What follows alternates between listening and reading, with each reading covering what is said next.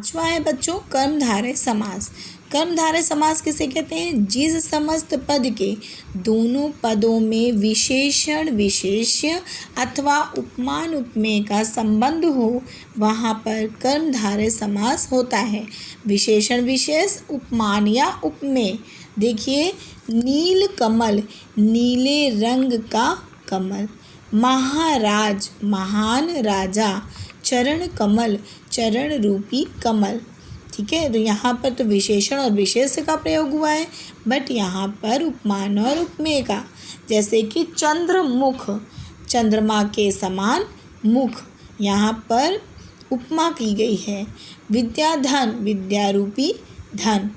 आ रहा है समझ में? अब देखिए यहाँ पे आता है छठवां हमारा बहुब्रीहि समास। जिस समस्त पद में कोई भी पद प्रधान नहीं होता और दोनों पद किसी अन्य अर्थ का बोध कराते हैं वहाँ बहुब्रीहि समास होता है। यानी इन दोनों में से कोई भी पद, पूर्व पद या उत्तर पद, कोई पद प्रधान नहीं होता और दोनों किसी और अन्य अर्थ का बोध करा देते हैं, वहाँ पर होता है बहुब्रीहि समास। आप देखिए, लंबोदर, लंबोदर लंबा उदर है जिसका। ठीक है, समस्त पद में लंबोदर है, समास विग्रह करने पर लंबा उदर है जिसका। बट ये लंबोदर किसको कहा जाता है? जिसका लंबा उदर है, उदर माने पेट, तो जिसका लंबा पेट है, उदर है, वो हम कहते हैं गणेश जी को। किसको कहते हैं? गणेश जी को। अन्य अर्थ का बोध हो गया। इसी प्रकार है नीलकंठ, नीला है कंठ जिसका, अर्थात शिव जी। फिर पीतांबर, पीले हैं अंबर, अंबर माने वस्त्र, तो पीले हैं अंबर जिसके, अर्थात श्री कृष्ण। किसी अन्य अर्थ का बोध करा रहे हैं, किसी अन्य के बारे में कहा जा रहा है। चतुर्भुज, चार भुजाएं हैं जिसकी, अर्थात विष्णु। चतुर्मुख, चार मुख हैं जिसके, अर्थात ब्रह्मा।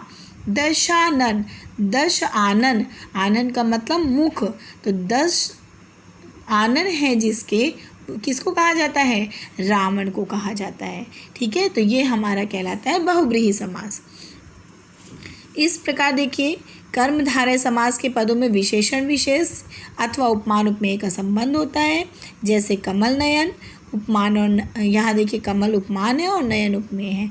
और बहुब्रीहि समास में समस्त पद ही विशेषण का कार्य करता है और किसी अन्य अर्थ का वाचक होता है। जैसे पीतांबर, पीले, पीत अंबर है जिसके, कौन है? अर्थात श्री कृष्ण। इसी प्रकार देखिए, द्विगु और बहुब्रीहि समास में अंतर दिखाया गया है। द्विगु समास का पहला पद संख्यावाची होता है, जबकि बहुब्रीहि समास का सारा पद विशेषण का कार्य करता है और किसी अन्य अर्थ की ओर संकेत करता है। जैसे यहाँ देखिए, त्रिफला, 3 फलों का समूह। चतुर्भुज, 4 भुजाओं का समूह।